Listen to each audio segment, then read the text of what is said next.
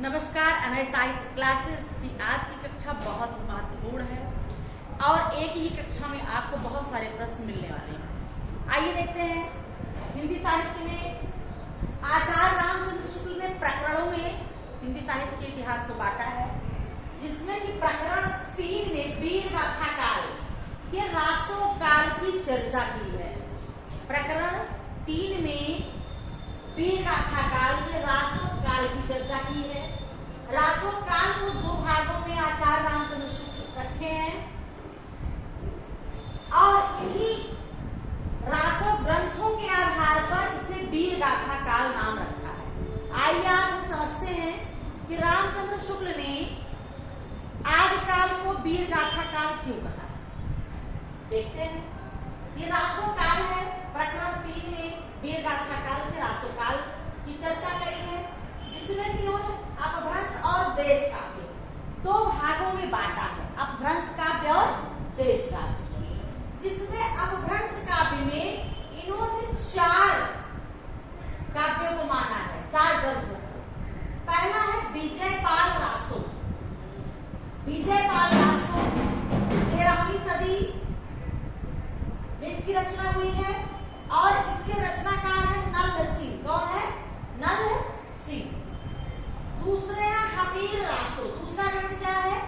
हमीर रासो 14वीं सदी में इसका समय है। सारंगधर इसके ग्रंथकार हैं। उसके बाद विद्यापति का नाम आपने सुना ही है, बहुत ही महत्वपूर्ण है। विद्यापति के कीर्तिलता और कीर्ति पताका, जिसकी रचना 14वीं सदी में हुई है। कितनी सदी में? 14वीं सदी में हुई है। विद्यापति ने कीर्तिलता को और कीर्ति पताका ग्रंथ रचना की है शुक्ल जी ने। इसको अपभ्रंश काव्य में रखा। तो अपभ्रंश काव्य के 4 ग्रंथ विजयपाल रासो, नल सिंह 13वीं सदी, हमीर रासो, सारंगधर 14वीं सदी, कीर्तिलता और कीर्ति पताका 14वीं सदी विद्यापति।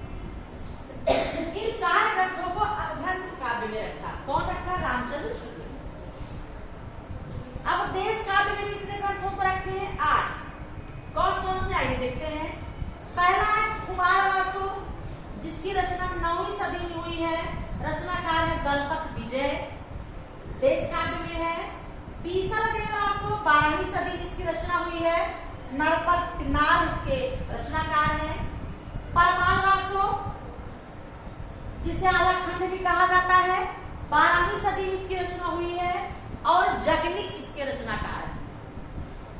पृथ्वीराज रासो पूछा भी जाता है लगातार प्रश्न। पृथ्वीराज रासो के रचनाकार कौन है? चंद्रवरदाई, आप जानते ही हैं। पृथ्वीराज रासो 12वीं सदी में इसकी रचना हुई है, चंद्रवरदाई ने किया है।